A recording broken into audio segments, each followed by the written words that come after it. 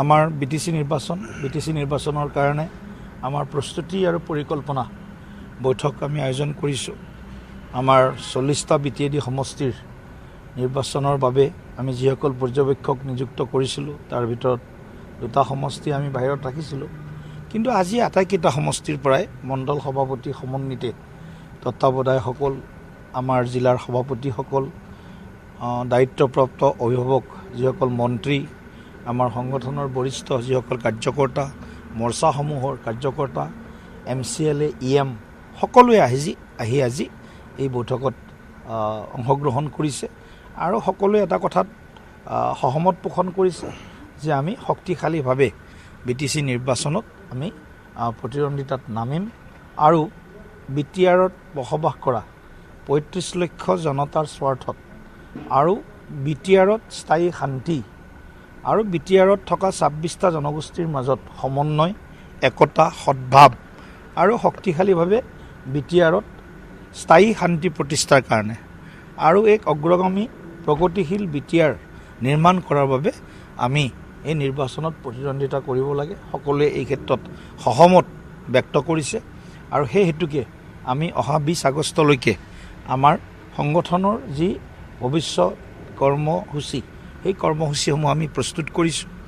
মাননীয় মুখ্যমন্ত্ৰী ডাঙৰীয়াই প্ৰতিটো সমষ্টিত যাব, আমিও যাম, মাননীয় প্ৰাক্তন মুখ্যমন্ত্ৰী সোণোৱাল ডাঙৰীয়াও যাব, আমাৰ জ্যেষ্ঠ নেতা মন্ত্ৰীসকল যাব।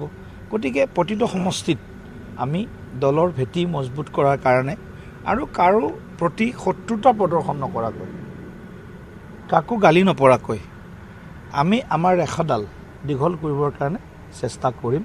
আমাৰ BTC নিৰ্বাচনৰ কাৰণে আমাৰ প্ৰস্তুতি আৰু পৰিকল্পনা বৈঠক আমি আয়োজন কৰিছোঁ। আমাৰ 40টা BTAD সমষ্টিৰ নিৰ্বাচনৰ বাবে আমি যিসকল পৰ্যবেক্ষক নিযুক্ত কৰিছিলোঁ তাৰ ভিতৰত 2টা সমষ্টি আমি বাহিৰত ৰাখিছিলোঁ।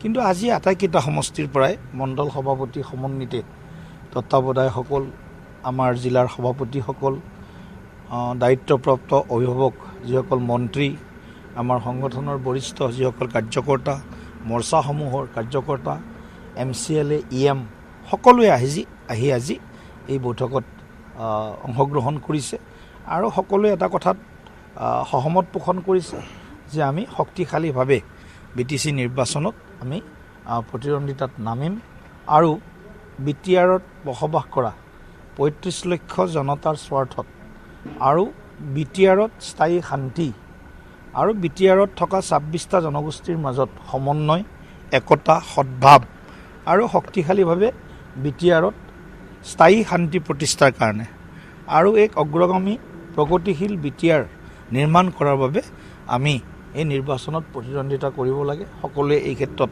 সহমত ব্যক্ত কৰিছে আৰু সেই হেতুকে আমি অহা 20 আগষ্টলৈকে আমাৰ সংগঠনৰ যি ভৱিষ্যত কৰ্মসূচী, সেই কৰ্মসূচীসমূহ আমি প্ৰস্তুত কৰিছোঁ। মাননীয় মুখ্যমন্ত্ৰী ডাঙৰীয়াই প্ৰতিটো সমষ্টিত যাব, আমিও যাম, মাননীয় প্ৰাক্তন মুখ্যমন্ত্ৰী সোণোৱাল ডাঙৰীয়াও যাব, আমাৰ জ্যেষ্ঠ নেতা মন্ত্ৰীসকল যাব। গতিকে প্ৰতিটো সমষ্টিত আমি দলৰ ভেটি মজবুত কৰাৰ কাৰণে আৰু কাৰো প্ৰতি শত্ৰুতা প্ৰদৰ্শন নকৰাকৈ, কাকো গালি নপৰাকৈ আমি আমাৰ ৰেখাডাল দীঘল কৰিবৰ কাৰণে চেষ্টা কৰিম।